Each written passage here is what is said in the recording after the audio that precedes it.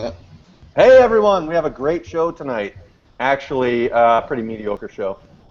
We have with us this guy in front of me right here, Grant Phillips, who is probably one of my least favorite people in the world, and you'll probably hear me yelling at him a lot tonight because I have a whole bunch of loaded questions that are geared exactly towards him because I know he and I don't see eye to eye on 99% of all issues. So, Grant, you are doomed tonight. But more importantly, the good part about tonight's show is that we have a big announcement. Josie Wales is joining the UA team, and we could not be happier. She's actually signing on. She's going to be helping us with marketing, and she comes from, if you guys don't know her, where the hell have you been? She has a huge following online. She has like 1 million views on YouTube, and she's actually got a huge following of people that have been following her from her days, I don't know, back when she was, how old are you now, Josie? Back when you were 16 up to now, what are you, 20 or something?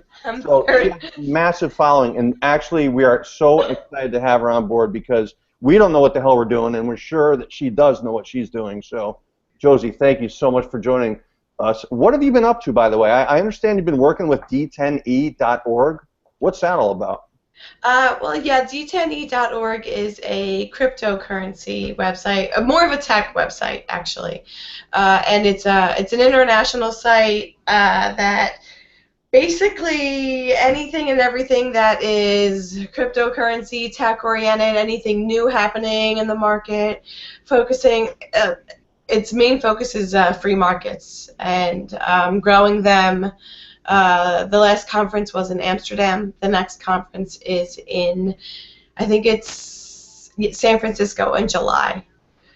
So the last thing, I had an interview with an awesome gentleman from Amsterdam who runs, it's called Seats to Meet. And what is it? Seats to Meet. Okay. So Seats to Meet. Yeah. And they basically just kind of, they work on putting people together who are very innovative in the same way, you know, who have the same goals and the same ideas, but they put the right people together in the right place. Like, say someone has the right idea and how to execute it, and another person from across the world has, you know, the money to back them, and then someone from somewhere else has the skills to do so. It connects all of these people, and that's why. Oh, Amsterdam is amazing with how innovative they are. Have you been there?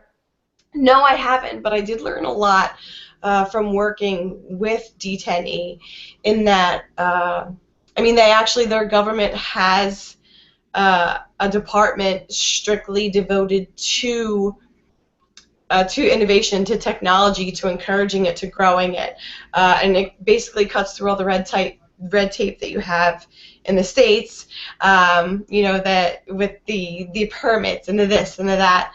And it just kind of eliminates all of that so the right people can get together and kind of grow technology and Is it mostly a Bitcoin? No, not at all. Seats to Meet doesn't even use Bitcoin. They don't even accept it.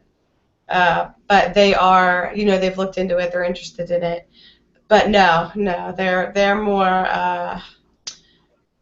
They use a lot of different forms of currency. I wrote a blog about it, like a blog article. It was an interview we had a couple interviews, so he kind of explained a lot of it. But there are a lot of different ways they accept payment. A lot of it is, honestly, it sounds crazy and oh my God, anarchy and voluntarism, but a lot of it's bartering, and they're really successful. You know, they barter in basically like social equity, kind of. I know Tiffany Madison's involved with D10E.org, and that is a primarily, as far as I know, a cryptocurrency organization that they're trying to promote. Right? Am I wrong? You're not. It's decentralization is the focus. Yeah. What do you see as the future of Bitcoin and cryptocurrencies? Because I got to be honest, I'm more of a traditionalist when it comes to currency and the definition of what it is and what it should be. And and I never really bought into the whole Bitcoin thing. I haven't really been an opponent of it per se, but I haven't really just jumped on board the way a lot of people and certainly a lot of UA followers have. Right. What am I missing? I mean, what is so great about cryptocurrency, about Bitcoin? I mean, it seems to me like it's basically a monetary unit without any backing of a government. So, in other words, it doesn't have the thing that gives the greenback, the U.S. dollar, any sort of weight is the fact that the U.S. government says, okay, we back this. We are in, nobody's backing Bitcoin. Well, that's not necessarily true. What gives the U.S. dollar weight is what gives that currency weight is that people use it. The government can say whatever they want. Oh, use this, but if people don't use it, then no one. It's not going to be worth anything. Yeah, I've said that too. I've said the exact same thing about Bitcoin, which is if people start using it, then it can become just as important as any other currency. But if people aren't using it, it's basically like Disney dollars. You go down to Disney, you buy Disney dollars to take into shops and to buy stuff. And it's only valuable at a very limited set of locations. I know Bitcoin is becoming more widely accepted. But it certainly is not the U.S. dollar. So why? No, gosh, no. Oh, no. Are we allowed to curse here? No, probably not. Fuck yeah. Okay, good. You're right in a way, in that I wouldn't say it's like Disney dollars because there are more establishments, large companies accept Bitcoin than you would imagine. And I'm honestly not a huge, I'm not a Bitcoin expert. I don't have a ton of Bitcoin. I don't think I have any Bitcoin right now. I personally have always treated it as kind of a stock, where I bought it when it was low, and then just to see a little bit here or there with my expendable income to see what's going to happen and where it's going to go and what it's going to do. And I've made money off of it in the past, and I've used it, and I've done a lot of that. But as far as your question about where do I see it going, it's very unpredictable, just because it's not. It is up and down. It skyrockets. It plummets. Which as a currency is not a good thing. You want your currency to be, exactly. to fluctuate very little, and you want it to hold value. Right. So. Right. And the only thing is, and if you're gonna, put that against the U.S. dollar, it's even worse with the U.S. dollar because we know it's only gonna go. I mean, if you look at history, we know that it's only losing value. It's not gaining value. So, like I said, I'm not one to really, go out and I'm not a Bitcoin evangelist. We'll put it that way. But I do see a lot of pros. All right, Grant. Now's your chance to be wrong. Tell us why Bitcoin is so great and why you have that hat on. I agree. I agree that Bitcoin is only any currency is only as powerful as its reputation, right? So as many people want to use it. And honestly, I do think Kevin is right. It's exactly like Disney dollars. You can only use it some places. I think Overstock accepts it. That's the biggest company I've ever heard of taking it. I know other people do, but it is in its own way kind of like Disney dollars. Yeah, sure, the value changes. That's a little different than Disney dollars. But also, that's what Josie, you mentioned that if you look at history, the dollar is losing value. And I just had this conversation with somebody today. That is a libertarian thing that I disagree with so much, in that I don't like how the Federal Reserve is run, but I don't think that it is at a point where it is like ripping apart the economy like they claim to be. Inflation's been pretty steady. There have definitely been periods where their actions have failed. Great Depression in the 60s and 70s, and where they have caused, yes, they cause economic problems, and yeah, they cause every boom and bubble that we have in the economy. But I don't think it's the dollar is losing value in the sense that it's not worth as much as it was as far as inflation goes. And I think that's a huge misconception that libertarians have. I don't know, Kevin, do you agree with me on that? No. Here's the thing. I don't know why we have you on this show. You're just, I mean, I told you that he would be wrong, and sure enough, we're 5 minutes. The dollar's not losing value. We're 5 minutes. No, that sucks, but the dollar's not already losing value. wrong. It's not even funny. It's definitely not just the libertarian thing, because I have a lot of statist friends, family, acquaintances, clients, and all of them, all of them agree that the dollar is losing value. You can't get, inflation is the. All right, let me put it another way. I see this meme that drives me. Go right ahead. Let me put it another way, because I know what you're getting at, and I might agree with you. So let me rephrase it. I see this meme that libertarians post, and this is the best way to explain it. They have a basket of groceries, and they're like, in 1930, your money could have bought you this basket of groceries in the same exact nominal amount, right? This money could buy you this bag of groceries, and the bag of groceries in 2016 is obviously way smaller. Mm-hmm.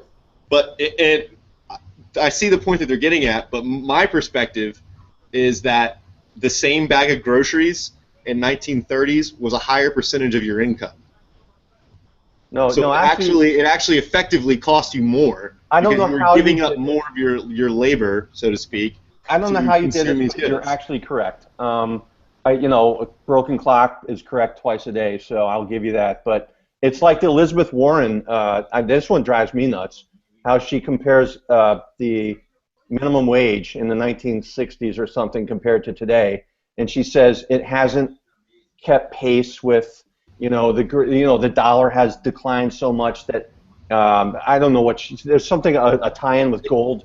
If you adjusted for like CPI inflation, it would be like $20 or something ridiculous. It's a ridiculous argument. So I'll give you points on that. I will definitely. And what what libertarians I think don't understand is that inflation doesn't just affect goods; it affects wages too. Right.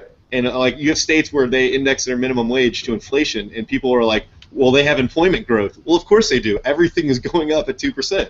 Or whatever it is. It's usually less than 2%. So that, I think, is the core misconception. Now, in the sense that it's fiat losing value, I can see some of that argument. I think the biggest problem with the Federal Reserve is its policies on interest rates, and I think that we have 9 people deciding the direction of interest rates in America, which is so antithetical to the way the free market is supposed to work, and the way interest rates people don't even know this. Interest rates can be set by the market, and they should be set by the market, and that's why people, I think, end up with crazy, we end up with all these crazy bubbles, especially right now with like the educational loans and so forth. We have these ridiculously low interest rate loans that are going out that really don't price in the risk of, I'm not saying the Fed's is to blame for everything, but certainly they're depressing interest rates below market value, and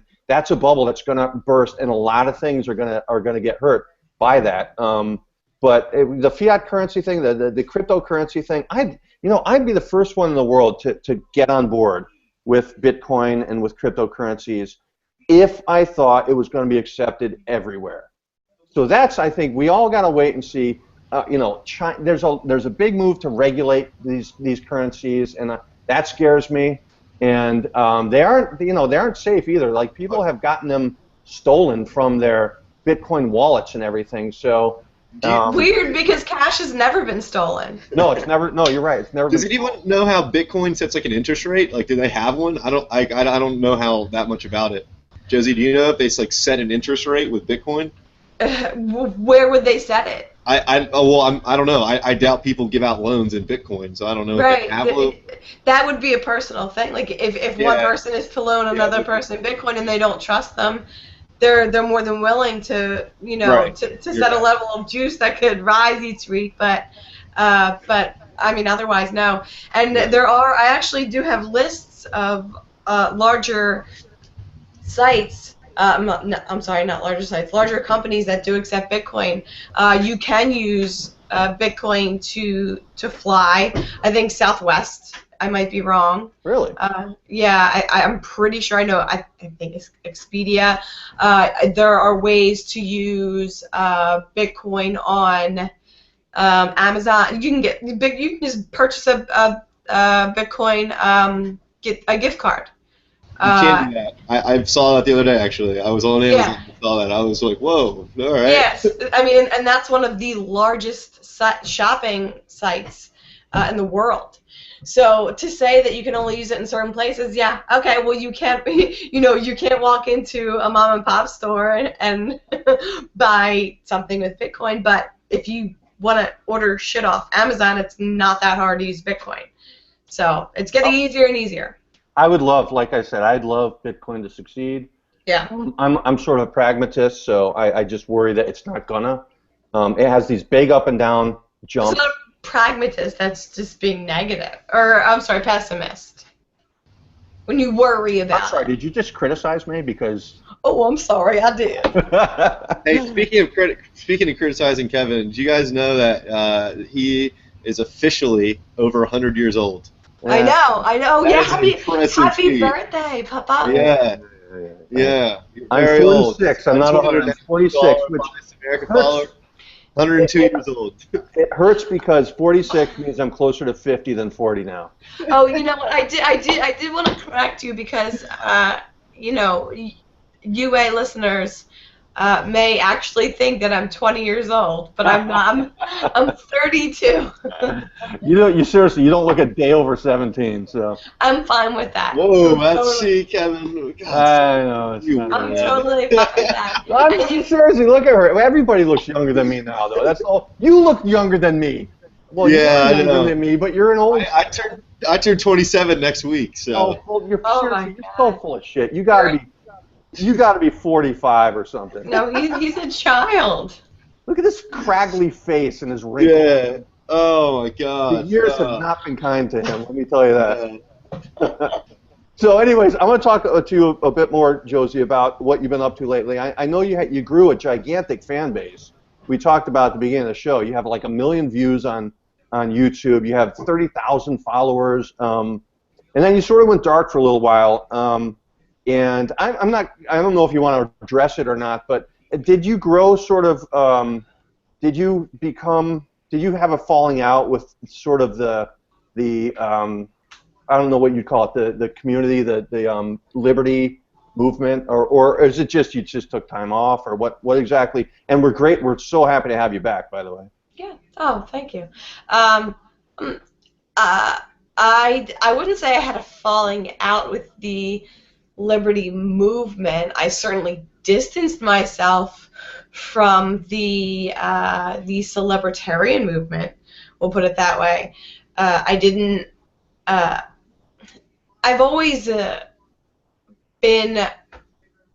I grew up a constitutionalist. That's the way I was raised. My father's a constitutionalist, and I was taught to question everything and learn everything I could about everything and learn from history and research. And but I'm also I was also a selfish kid, and I went through my teens and most of my 20s just partying and drinking and all that kind of stuff, and then watching YouTube videos at night about, that started out with like the interesting, entertaining, like Illuminati stuff. And Alex Jones, are you an Alex Jones person? I was on Alex Jones as a guest, and I used to be years ago, but he's just gone right off the rails. 9/11, conspiracy or not? Well, no matter what, it was a conspiracy. I don't know who did it. Did Bush do it? Did Bush do 9/11? Are you kidding? He had a shoe thrown at his head and he couldn't duck it. He can't pronounce nuclear. See, that's funny because I've been telling people on UA since I started the site that you got to be an idiot to think that the government, which can't do anything right, could come up with something so sophisticated and so successful at hiding the conspiracy. I mean, it's insane to even think that it could be. I will. Here we go. No. I will say this. I will say it's extremely arrogant for anyone of us, you, me, anyone, to presume or to presume that we could ever know what happened or to rule anything out. Whatever happened, no one's ever gonna fucking know. No one is gonna be like, unless every single person who is involved in this all of a sudden releases all this footage and paperwork and, this... Paperwork. Like there's 9/11 conspiracy paperwork. Right. Exactly. That's what I mean. It's all kind of absurd to keep going with it when I have no idea. I have no idea who the individuals were who did it. Their identities, their this, their that, their motives, their nothing. I don't know. And there's nothing we can do about it. It was years and years ago. So all we can do is move forward. And go ahead. It's kind of a refreshing viewpoint, to be honest, because I think you're sort of a pragmatist too, and you don't hear. God, every time I mention 9/11 or Alex Jones or anything on UA, I get the people just come out of the woodwork, Okay. And nobody just says, you know what? Let's just look at it from a realistic perspective. Let's just decide whether or not it's possible. What you just said, I think, is a very realistic presentation of the facts. We don't know what happened. I certainly, I'm using sort of my best judgment to say that I don't think it was a conspiracy, but nobody's going to say one way or the other whether it was or wasn't a conspiracy because we don't know. But, at least saying that we don't know something is more than most people in the movement will give it credit for. And that's one of the things that has turned me off from a lot of the New Hampshire people and a lot of the movement people is that they don't really use their best judgment, I think. So. Well, it's that, and it's that they use their, and I will call it it's an emotional bias because it's not a logical bias. It's they are biased as opposed to us who are unbiased. I was born with no bias whatsoever. So. No, I have plenty of biases, but basically it's with a lot of people, and not just the liberty movement. I would say the liberty movement. I don't even know to call something a movement while we're still alive, to me, boggles my mind. Because you look back on the civil rights movement, and it was called that afterwards, I feel like. It was more of a... People look back and called it that. But it's more of a my way or the highway. And if you don't agree that the government is wrong all the time, and, I feel like it gives the government way too much power. And it's way too much competence. Yeah. And it's, what's the saying? Never attribute to evil what can easily be blamed on incompetence. Incompetence, yeah. Yeah. And I think it's that kind of a thing. But yeah, to answer your original question, I honestly didn't like the attention. I started to go into my personal backstory because I do ramble, but I got to a point where I was like, all right, I'm done partying, I'm done doing this, I'm done going out. I really want to focus on, I want to go back to, I want to do something. I want to make a change. I want to change the world. And I didn't know how to do it. And I had been trying to be a writer. I'm an English major. I've always been a writer. Never really got me anywhere.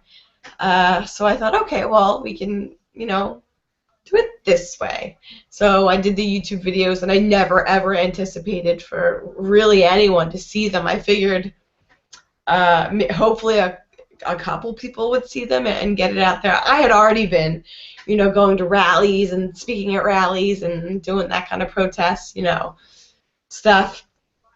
And then once I hated being in the spotlight, and a lot of people say, "Oh yeah, okay, I'm sure you did." And yeah, I hated it. I genuinely, it made me very uncomfortable. People thought that they had the rights to my personal information, and they had so much access to me, especially with social media and sending messages, and even the nice attention I was uncomfortable with. Yeah. I would say especially the nice attention. I'm more welcomed the criticism because. I was going to say, what advice do you have for people like Grant and Will who want to be in the limelight and are trying to create sort of a name for themselves and don't deserve it, frankly, but they want to be out there, they want to have videos and everything, and I mean, do you have advice for them to just tell them to shut up and go away, or, you know, I certainly don't think that Grant should be in the limelight, but, you know, Will, I think, is doing a pretty good job. I hear you're sitting right next to me, buddy. Oh, sorry, I forgot you were here. So yeah, I think Will's doing a good job of it, actually. I think Will actually has a future, maybe in politics or something. He certainly does a hell of a lot better job handling this show than I do, let me tell you that. But I mean, do you have advice for people out there that in the celebritarian movement? And I mean, it sounds like it's sort of you got very sick of it. You didn't like it. I don't have much advice, really. I actually found you. I didn't find you, but I remember reading something that you had written. I think you had written it about what stinks about being a celebritarian. Do you remember that article? Yes, I made fun of all the celebritarians. That's right. And I read that, and I was like, oh my God, I got to get on board with her because I hate the celebritarians, and I hate Grant and so forth. And I mean, that piece made fun of myself as well. Yeah. Because I recognized it immediately. I mean, going into it, I knew. I don't regret doing it. I will say that I don't regret doing it at all. You made a difference. I don't know what I did, but I just know that I did it, and I got it out there, and that's that. And I wanted to, not wanted to do something. I did something that I didn't want to do, but I thought was the right thing to do, and I'm fine with that. I got to experience a lot of things. I moved around a lot. I had a lot of experiences with different people. You hosted the recent Libertarian debate. I did. That was, towards the end. I actually said no to that a ton. The Libertarian Party of Pennsylvania kept asking me, and I said no, and I kept saying no. And then finally, I was like, fine. If you leave me alone, but all I'm going to do, I'm going to write questions. I'm going to ask them, and then they're going to answer, and I'm going to shut up, and it's not going to be interesting, and that's what's going to happen. And they were like, okay, and that's not what happened because I can't keep my mouth shut when people don't answer questions properly or talk around them, because that is... So I want to get to this point, actually. It's a good segue. Yeah. I've been given Trump is a presumptive nominee right now on the Republican side, and I have a lot of people, and I'm asking this question goes to you, Grant. I have a lot of people asking me, what the hell do I do? I mean, they don't like Trump. They don't like. They obviously don't like Hillary. They don't like Bernie. None of their people made it to the finals, essentially. And a lot of people are just like, oh, what? Should I just not vote? Should I vote for a third party? Should I vote for Libertarian? Should I just stay home? You know, I'll tell you right now, and I'm not endorsing anyone by saying this, but I would vote for anyone but Hillary. That's basically the way I come down on this vote this coming fall. But I know you are a big Hillary supporter, Grant. So I want you to, number one, justify supporting Hillary, and number two, tell our fans, tell our followers, what should they do in a situation where there really is no good candidate, there's no good move to make. Do you just write in yourself? Do you write in Mickey Mouse? What the hell do you do? Well, I think, first of all, I really like Hillary because I like war crimes and felonies. I think that really makes a candidate. Don't even. You know what? That's what we need for America. More felonies. All right? I will say that I believe, I'm not kidding, Grant, we'll pull this, what you pulled earlier. I love you, but I think that you really do like it. Maybe. But no, if you're out there and you're lost, you know, you could always go third party. And unfortunately, you know, Austin Petersen thinks he's too cool for Unbiased America Live, which is really just, I mean, kind of like, let's be honest, it's a little pathetic. Yes. And I would say go for Gary Johnson. I mean, he's polling pretty hard in the, pretty strong in the national poll. I think Monmouth came out and said he was at 11%. right now, which is huge for the Libertarian Party. I mean, that's 11% nationally. Nationally, Wow. yeah. I was blown away by that. Where do the other guys? Do you know what the other guys are polling at? I just looked up his right before the show started because I remember seeing that it was high, and I wanted to make sure that was correct. I know Johnson is the three contenders. For those of you who don't know, are Gary Johnson. No. I don't mean in the primary. I mean in the national election. Oh yeah, no, I know. Yeah. But I know the three contenders for the Libertarian nomination are Austin Petersen, Gary Johnson, and John McAfee. And I don't think Peterson's polling very well. No, of course not. But he doesn't have the name recognition that the other guys have. Right, so. right. And I think this is honestly, it's a huge moment for the Libertarian Party because if they play their cards right, come September, I mean, they could be in a very competitive situation. And if you're honestly asking me today who I'm going to vote for if the election were tomorrow between Trump, Hillary, and Gary Johnson, right now I think I would say Gary Johnson. Just because I can't bring myself. I can't. You said Hillary. You said gun. No, you said gun. Shut up. On the show the other week, you said gun to your head, Hillary or Trump, and I said Hillary because she's predictable. I hate her to death, but she's predictable. All right, and I stand by that decision still. But if you put a ballot in front of me with the three of those names on it, and elections tomorrow, honestly, I would go Gary Johnson. I'm going to hold my breath until September because I don't know what could happen.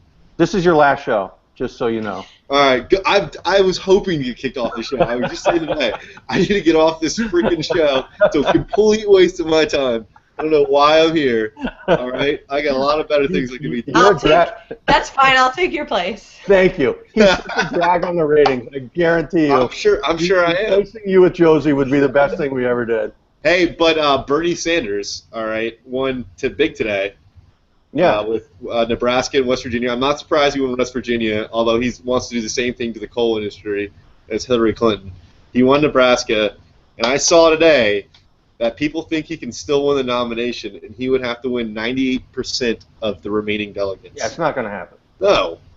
By the way, Will's usually our host, so I want to split time with you, and for the remainder of the show, why don't you take over and ask the questions and so forth, and everybody who's watching can tune out right now. So.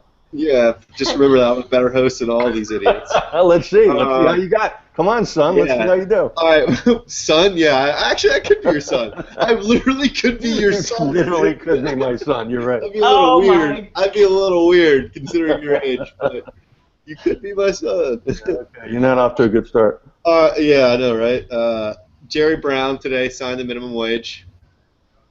$15, right? $15. Now, but slowly over time. I'm not sure exactly is over time. I know Seattle's is really slow, and it's not quite to the was it $17.25 they made it, or $15 they made it. I think it's got a couple years to go. But devil's advocate, I don't think it's going to be that bad for California. I think it's going to actually not really affect employment. Well, in some parts of the state. Right, because it's such a high cost of living. Like Los Angeles. Some parts of the state are very rural. San Francisco won't matter. No. I'm not too familiar with the cost of living in the cities of California, but I would think Northern California will be more negatively impacted by this. Yeah. And they already spend a lot of money on welfare there, so this will be an interesting. It's going to be interesting to see what their welfare budget does in the next 10 years. Really, that's it. That's you hosting the show. It's just no, I'm not. Ruminating on nonsense about the California minimum. So far, seriously, Josie, and you got to admit it, Josie, I did a better job so far. You just shut. God, fine, go ahead. You just turned like 102 and think that you can just like run the world. Is that what it is? I mean, that is how old people act. They're entitled to everything, but they are. He did do a better job. So in this case, he's right. Yeah, he stole all my talking points. Oh, please! You got nothing for us? That's ridiculous. Go ahead. You got let's see. You got 26 minutes left. Go ahead. All right, we're gonna sit here in complete silence, because you're so mean. I'll stop talking. No. I want to talk about the Bernie Sanders chlorine bomb. What the hell's that? No. What? Oh my God! Why do you know so much Bernie Sanders shit? It's kind of freaky. How do you not know this? Someone posted a meme saying that if you support Bernie Sanders, Oh, make a yes, glow I stick. do know this. But it was a You're right. recipe to a chlorine bomb, and a shit ton of people did it and got hurt, and I don't know what else happened to them, but it was like a thing, and it was ridiculous. Did you guys, no one else saw that? No, I did actually. What they were trying to do, they said that by following these directions, you'll get a really cool glow effect or something. Yeah. And they said, if you support Bernie, do this. And all these Bernie people did it. I don't know if anyone got killed. Obviously, that'd be kind of sad, but they actually did it. I don't think anyone got killed. No, but it's the what's it called? What the hell's the name of it? See, you turned 102 now. Alzheimer's is shut up. I'm having Alzheimer's right now. Continue with your part of the show. Why don't I continue with my part of the show? Okay, I'll take over again. Or Josie. Josie will take over. I know people would rather listen to her than your rambling frickin' John Deere hat nonsense. No, all I had was Jerry Brown and the chlorine bomb. That's it? 26 minutes. Yeah. Jerry Brown. Go over 26 minutes. Well, did you even tell him he was going to have to host the show? No, he didn't. No, he didn't. I said, we'll switch off halfway through. He knew. He came up with a chlorine bomb and Jerry Brown? Really? He's got nothing in his head. Nothing. All right, I got more stuff. I can go. All right. Let's see. What do I have here? Yeah. This is a good one, actually. And I saved this for you guys because I was hoping, Josie, I would be able to bait her because I know she's more of an anarchist than I am. And I was going to try to bait her. And you, too, by the way. You're sort of an anarchist, too. And I'm more of a minarchist. But anyways, how do you change the system if you don't vote? I mean, I've always had this question for the people on UA, the people who follow our website. There's a lot of anarchists, a lot of people who say, every time I say vote, they say, they mock me, they make fun of it. But what are you going to do? How are you going to actually change the system if you don't vote? Knowing that the people who are voting are voting for more government, they're voting for more, they're voting for everything that's antithetical to anarchists, what anarchists want. So they're following the rules. So they have the rule of law on their side, and they have all the weapons of the government, and they have all the laws on their side. So what do you do if you're not voting? How do you actually make a change to the system? I mean, Josie, have you ever given this some thought? Because I've had that question so many times over the years, and I will say that I don't. I definitely don't have all of the answers, but there are things you can do. And when it comes to voting, federally, for federal officials and politicians, it's that's futile. I mean, you look at all the bullshit that goes on with the delegates and the super delegates, and they should have won this state, but they didn't win this state. So honestly, fuck that. If someone who is in the system and really in the establishment, as a lot of people on the interwebs call it, if they're not getting what they want, how can the people voting and their votes really not going anywhere do? I would say the social media has really directed the way that the tides go. The tides don't really go sideways, but I'm trying to think of what they say. Shut up, Kevin. No, I gotta put that quote down. The tides don't go sideways. Put that on the homepage, quotable quotes. That'll be homepage of unbiasedamerican.com. Hold on, I gotta continue. I'm sorry. I love you. No, I know. I'm trying to think of the way to word it. You have to realize I've been sick for a week. Yeah, and what's up with that? We'll talk about that another time. Right. Social media definitely dictates what, or at least guides the way that the. I hate to say mainstream media because it's become this word that's just so irritating to me. Well, so has the movement. Like every time I talk about the movement, I feel like I want to kill myself. There's certain phrases and words that are so overused and just not really the right thing to say either. Right. It's not really mainstream media. It's a portion of the media. Right. Okay. So the most well-known media, CNN, Fox, all that bullshit. So it's all ratings, right? They're pandering to certain audiences, and the more people are paying attention to certain things and want to see certain things and are believing in certain things, even if they're opposing views. First of all, can we look at Grant right now? He's got his finger halfway in his ear. He's muted. I don't mean to interrupt you, but this is disturbing. It's because earphones. No, but his finger was literally almost all the way through to the other side. I'm sorry. I'm sorry. got a very dense brain, it stops it immediately. Yeah, I'm sorry, Josie. I was stuttering in any way, shape, or form. I will say, we'll go back to this. Let's say social media plays a big part in it.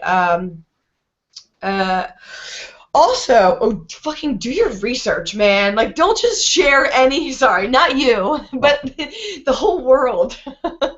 The interwebs. Before you share something, read the whole article, or fact check it and make sure it's not bullshit before you share it. Because you start sharing shit that's not true, you're not going to be credible. No one's going to listen to you, and blah blah blah blah blah.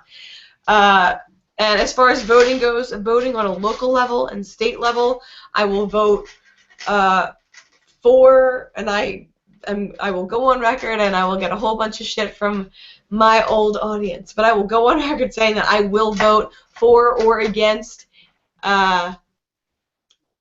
for legislature that will give people more freedom, and against legislature that will take it, infringe upon. Yeah, and actually, Lysander Spooner actually said that to voting does not mean that you are in favor of the current system. I mean, and he essentially took the argument that you can vote defensively, and I've always done that. I mean, I've always voted defensively, even if I don't have a horse in the race. I will vote defensively this fall. That's definitely. I agree with everything you said about voting for the federal government and voting for the presidency and so forth. But I'll vote defensively because I certainly don't want somebody taking power who's going to take more power away from the people. And Trump's an unknown. Nobody knows what the hell he's going to do. But Bernie and Hillary are known evils. And I get a lot of crap over this. I get a lot of people saying, why would you vote for somebody that you don't like? But I vote defensively. And like I said, some of the greatest anarchists and some of the people who shaped the anti-government movement knew, like a Milton Friedman, for example, knew that you had to get there slowly. You had to work within the system, and you had to actually make the small steps that eventually would make the change real and big. And I'm not sure that people. Certainly, I'm addressing our followers directly. I'm not sure they understand that not voting really isn't doing much to make a change in the system. Grant, I mean, I know you're an idiot, so I want to hear your take on like voting, not voting. I mean, where do you come down on that? I mean, let's hear how the other half, the people who have no education and no brains and so forth, think. What do you think, Grant? Man, I'm really surprised you got that whole sentence out. That's without like having a seizure or whatever you old people do. I don't know. I'm not sure. No, I agree with you. I don't know how far I could push voting defensively. Again, like I said, I'll wait till September to actually decide whether I'm going to vote defensively. I definitely see the rationale, but I think what a lot of people don't understand is working within the system and voting defensively. The only other option is basically violent revolution, right? Which is working outside the system, some sort of, I don't know, insurgency, for lack of a better word, against the government, right? Otherwise, it's just going to carry on with or without you. I mean, you can go live off the grid and kind of not be a part of it, but that's fine. But not everyone can do that. Go take over a national park in Washington State or something. There's probably enough space in your backyard for that, actually. You can start your own little nation state. I'm sure. What do you have? I don't follow. 10,000 acres. You're right. 10,000 acres. Yep. Yeah, you're good. Nation state. So yeah, I agree. Vote defensively. Like I said, I don't know at this point if I could push myself to vote as defensively enough to go for Trump, but um, yeah, that's just my take. I don't know. I don't think I can ever vote for Trump. Actually, I'm not sure yet. Yeah, well, Now, go ahead, Josie. sorry, I didn't mean to interrupt you. I just know your original question is, if you don't vote, what can you do? Right. Now, Don't vote. What can you do? right, so there are a lot of things you can, just like you said, Grant, go live off the grid. Don't fund it. Literally do not fund the corrupt government that you're pissed at and that's a piece of shit. Bitcoin. We've come full circle. Bitcoin. Well, sort of. But But that's not where I was going. Go ahead, Grant. I just want to jump in on that. I agree with you. I know people who just do work for cash. But Yeah. the problem is to create an organized, I guess, group of activists in that way. Mhm. That has a lot of high costs for a lot of people. So you're not going to attract a movement, for lack of a better word, into that sort of mindset. But I completely agree with what you said. But that's the one flaw that I see in that thinking, is that Kevin couldn't just be like, oh, let me just go live off cash for the rest of my life, even though he might die tomorrow. You know what I mean? You can say that, but until you try it, you don't know. It's trial and error. You try, you fail, you try, you fail. Basically, you fail until you succeed, and that's it. And I say we, but a lot of different people and communities and groups of people have been trying and not necessarily failing, honestly. There are a lot of people all over the country who have great communities, thriving communities, that they're completely off the grid and they don't fund the system at all. Or you just work. It depends on the level of risk you're willing to take. If you're willing to just not pay taxes, then you just don't pay taxes. Well, that's the whole thing. I mean, I've always thought to myself, and I don't remember if I actually said this, but the only way that people could actually defy government in a meaningful way would be this is my idea, would be to join, do a website or something that said, we're going to have 1 million people sign up and say, we're not going to pay taxes anymore. But they're not going to actually stop paying taxes until 1 million people have signed up, or whatever that number is. So the free thought, I mean, not the free thought, but the Free State Project, but tax-wise. Yes, exactly. So essentially, you're not going to make yourself be that one guy who gets thrown in jail thinking he can change change the world by not paying taxes. You're actually going to wait until 1 million people have signed up, or whatever the number is. I don't know, but and then once 1 million people have signed up, how's the government going to handle that? Right. There's not much they can do. They're going to put 1 million families in jail. I mean, that's the only thing I've ever come up with that actually, in my head, would be a way to rebel that I don't think the government could do much about.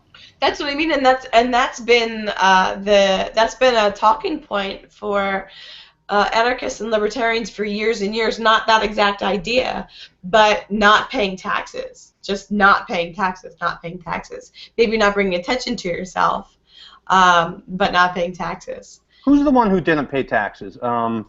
He's sort of a well-known name. Who? You. You probably don't pay taxes, Kevin.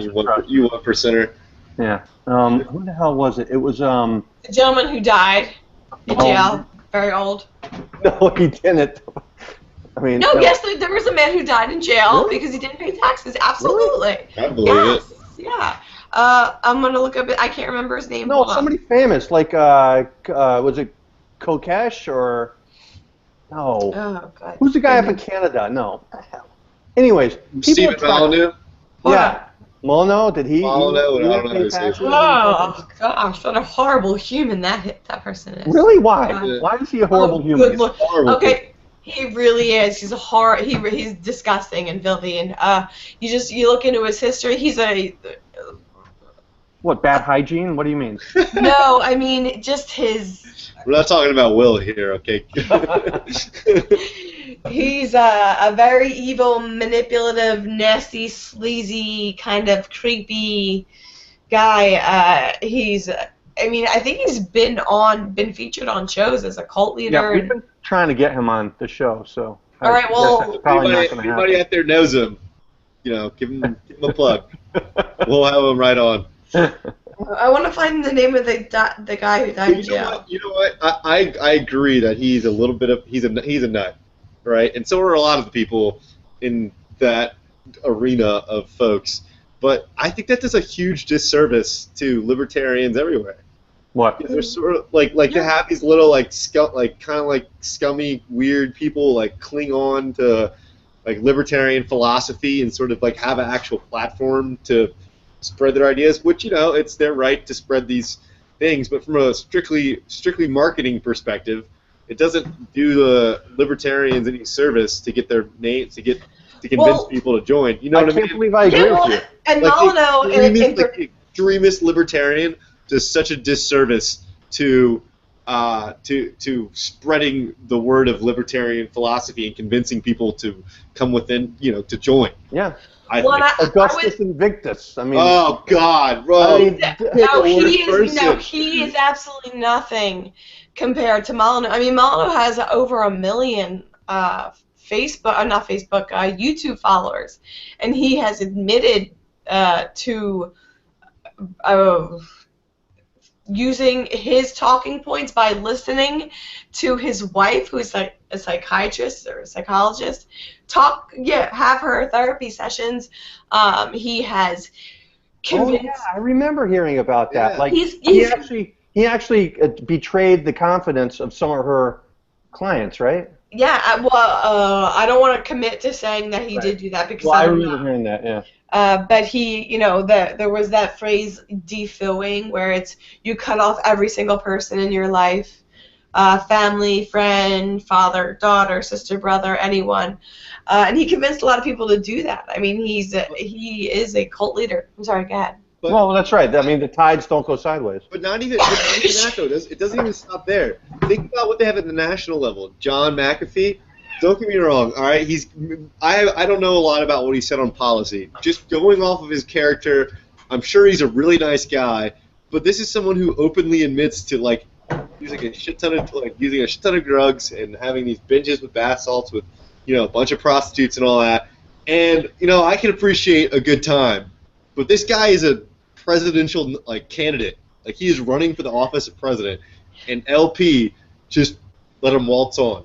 And I saw this video of him doing it was on his Facebook page. I forgot what it was called, but it was all over the internet. The Washington Post ran a thing on it, and all I could think was, how is this going to look to middle America conservative voter? Exactly. What do you think they're going to say? Oh, I married a prostitute. The first thing I said was, will you blow me? Killed a guy. Who do you think you're going to attract as a party? Nobody. He's the number one suspect in a murder. That actually. There we go. For murder, and he's running for the office of president, and people say he's not wanted. That's the thing. A lot of what you said, Grant, is actually not completely correct. Because he never did a whole bunch of bath salts. If you research a lot into it, which I did because I found him extremely interesting, and especially when someone I know started working with the campaign, I was like, oh, let me look into this guy. So I started to, and I was like, whoa, this is a little crazy. And then I started looking a little bit deeper and deeper and deeper, and listening to interviews that he did, and reading articles about him. And it's one of those things where, something is twisted into this, into that, into a whole bunch of different things, and it's not exactly the way that you say it is, and the way that you say it is. And I know what you're saying is, how does it look to, the rest of the world? Okay, well, I've been talking to a lot of people about it where I work on the weekends, and they're like, dude, I've seen that. That guy's fucking awesome. And, is he really running for president? Are you serious? Oh my God, no. Josie, I'm talking, he put a video on his Facebook page of him with his ex-prostitute wife. Uh-huh. And all I could think about is that it went viral. I'm not saying there's anything wrong. I'm not saying there's anything wrong with it. I've taken money for sex. You're presenting yourself so has Grant, running I'm sure. running for the office of presidency, the leader of the free world, and all the people all over the country have all these different values. And well, let me just play devil's advocate for a second, because it's very difficult to do that when you're presenting yourself as sort of this like edgy maverick.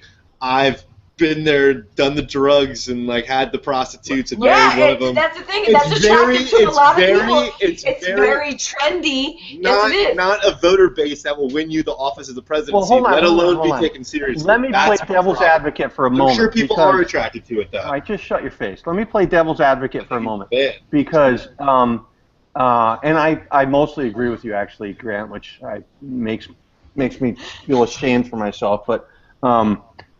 If you remember, Bill Clinton, when he came to office, I mean, when he was running for office, he wouldn't even say he smoked pot. I mean, he said, before him, if you said you smoked pot, you would not get the vote. You would be the first person who said it, really. You would be drummed out of office. And he actually said, okay, I smoked but didn't inhale, which was the most ridiculous argument I've ever heard.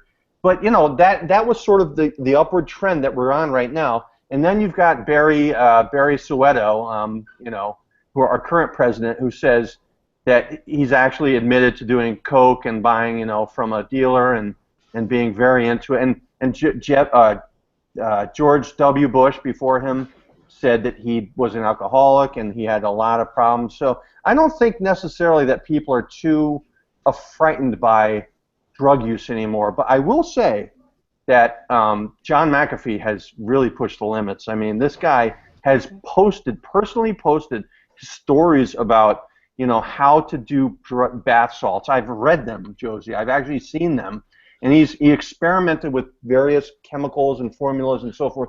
I'm not saying it's bad, and I'm not actually coming down against drug use. I have a question for you. Okay, did you see it posted as his name? Under John McAfee, or did you see an article saying it was John McAfee who posted it? The first one, the second one, no, both of them. Okay, well, then you know what? I have no idea if I saw it. Because, well, I mean, you should know it before you start talking about it. I read it and I took it as the truth. Yeah, okay, that's all that matters. Is really what I mean. At the end of the day, if it's out there on the internet and someone reads it in an article, they're going to do, like you said earlier, Josie, people are just going to assume that whatever they just read in front of them is correct. Like what Kevin said, I'm not coming down on the guy. You live your life the way you want to live your life. I don't care. But if you're marketing yourself with a whole sort of new ideology behind you, that's not the way to bring it into the mainstream. I almost think libertarians are. That's all I'm saying.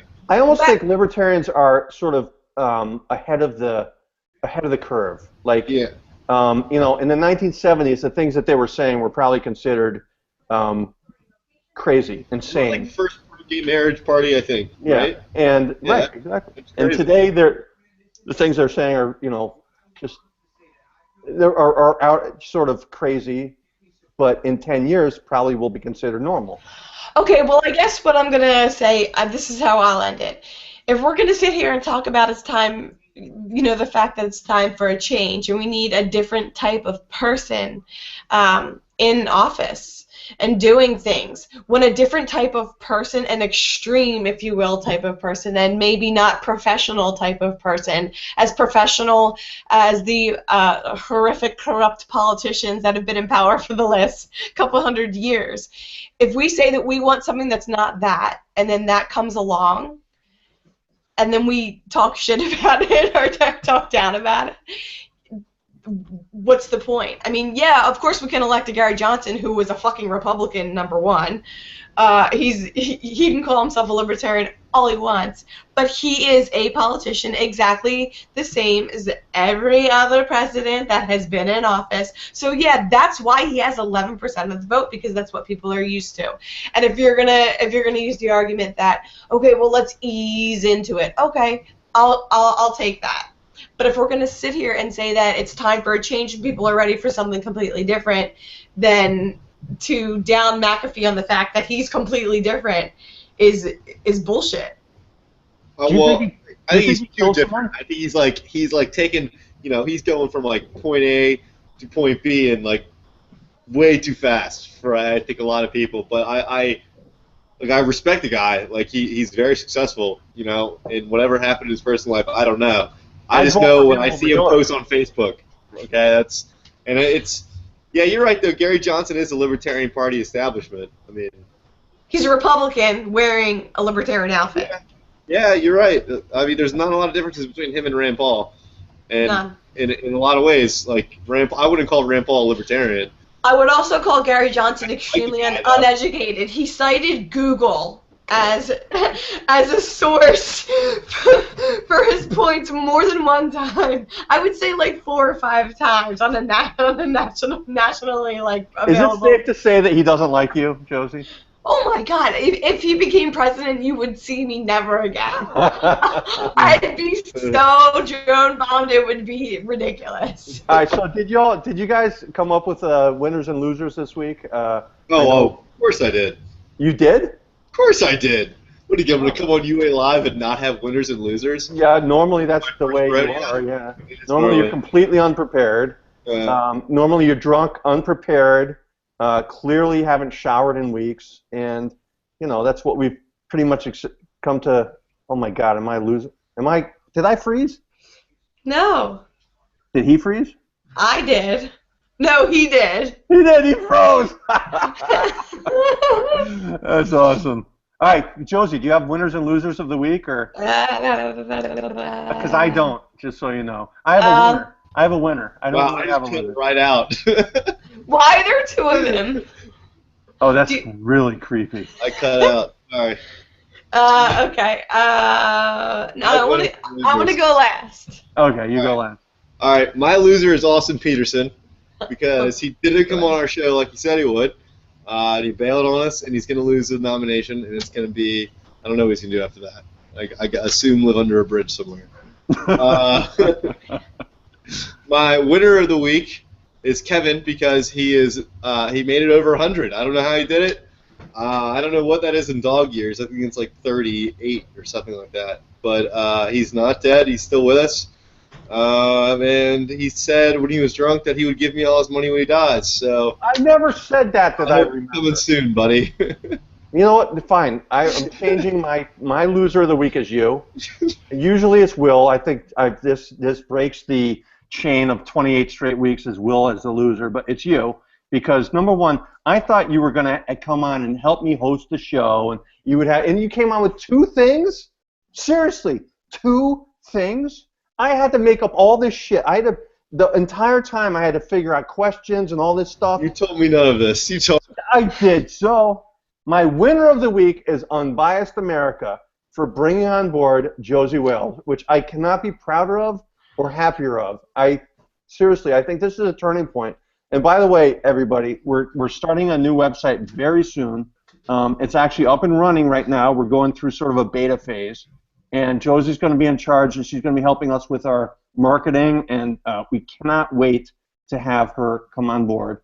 And we can't wait to actually start with this website that I think is going to be really, really good. We have a pretty good business plan. We're going to be actually compensating writers to the point that most people, if you go to Austin Petersen's site, Austin, by the way, blew us off tonight. We hate him. He does not pay his writers. I mean, he just doesn't pay them, and that's why he has crap content. So if you come on our site, we're going to end up compensating our writers very well. So anyways, that's in the future. That's a little glimpse into the future. But anyways, we are so happy to have you on board, Josie. You got winners and losers? Just make something up. Jesus okay. Christ, all right. Already. All right. To piss Grant off, my winner is John McAfee. There we go. And to make Grant happy, my loser is Austin Petersen. There you go. It's absolutely true. I mean, no, we actually like Austin here. We do like Austin, but he couldn't make it onto the show. He's been on the show 2 or 3 times, and we've tried to schedule him for today, but it didn't work out. But we also are going to get McAfee on. I've heard that he's coming on, and we're going to try to get Gary Johnson on. So, Austin, if you don't come on, you're going to be drowned out. Anyways, that's our show for tonight. I want to thank everybody for joining us, and I especially want to thank Josie Wells for coming on board with UA and hopefully replacing Grant. So, Grant, you got the little button there, buddy. Why don't you hit the turn off live mode? Good night, everybody. Don't forget Kevin's the ugliest member of Unbiased